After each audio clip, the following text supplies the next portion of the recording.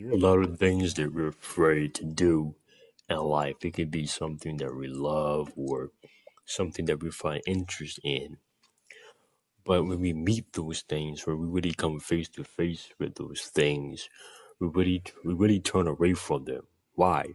Because when we have a thought process or a thought pattern in our minds or how it should really be, when we really come into face with those things, it's more to it and it's extra things. So we really, turn away from those things and we go the opposite direction. So the topic tonight, what I really want to talk about is breaking the spirit of fear. Breaking the spirit of fear. You never want to be a prisoner to fear, right? But if anything, you want to be free. So we know in a lot of ways that we know what fear can keep us from doing, fear can hinder us, fear can keep us from moving, fear can be a distraction to us, fear can kill us. Right. So what is or how do I really overcome fear? How do I break the spirit of fear over my life? Fear can keep us in bondage, right?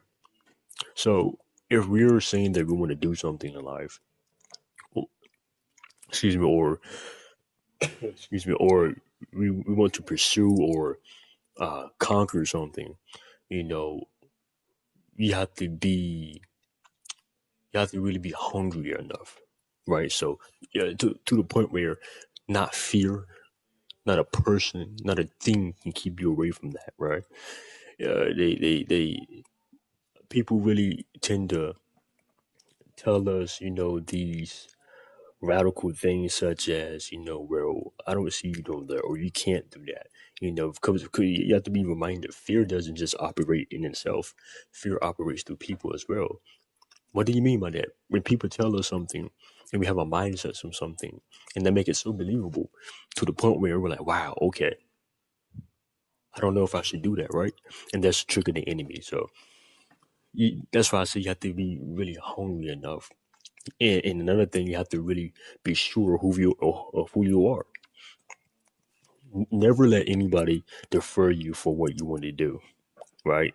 So fear can keep us from doing a lot of things in life. But if you're sure about who you are, right, and what we really have to do is speak to fear. You have no place in my life. I might be afraid now of doing this because it's new, But there's one thing that I do believe and I do have. I believe in God and I have faith and I trust him all the way through. Right. So that that that thing which is called fear begins to lift off. Right. And then confidence begins to build up. Freedom. Right. So we're no longer a prisoner to fear. Right. But we have now overcame that. We escaped that. Right. Through the grace and through the strength of God.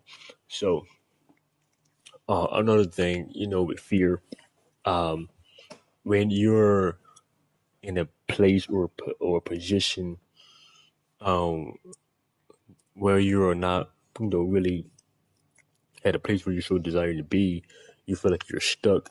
Um, the enemy will play on that, right? The enemy brings fear. He would play with your mind with fear, and what he would do is cause you to think things that you're not. He will cause you to remember what people said about you, right? That's not true. So those things which you count down, he would, find a way, put fear in that spot, to keep you reminded. Remember what they said about you? They said you can't do that. Do you really think you can be? Do you really think you can conquer that? You know, look at you. You're sitting there crying. You're afraid. You're scared.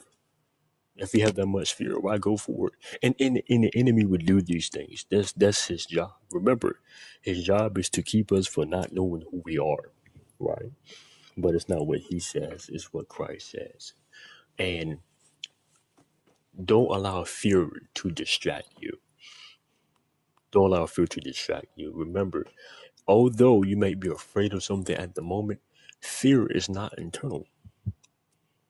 Remember, you're not a fearful person. We're not created to be fearful, right? But we were created to overcome. We're conquerors. So Christ has given us that power to overcome. So no matter what the circumstances is, no matter how it looks like, no matter how tough it may seem, begin to really seek Christ. Begin to really seek Him.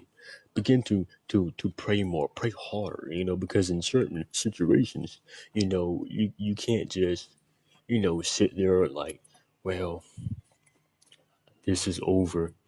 I tried praying before. I tried doing that, but something else came up. So now I'm afraid. I don't think I can make it through, right? But remember, it's ongoing because the enemy is going to, eventually come in and try to throw the same stuff up. Watch this. He gonna try the same thing, but he gonna use it in a different way, right? And that is to distract you, to get you off a track. That's his duty, But you have to really, focus your mind on who you are and who God called you to be. Once you begin to operate in faith, really trust in Him all the way through, then you'll make it out.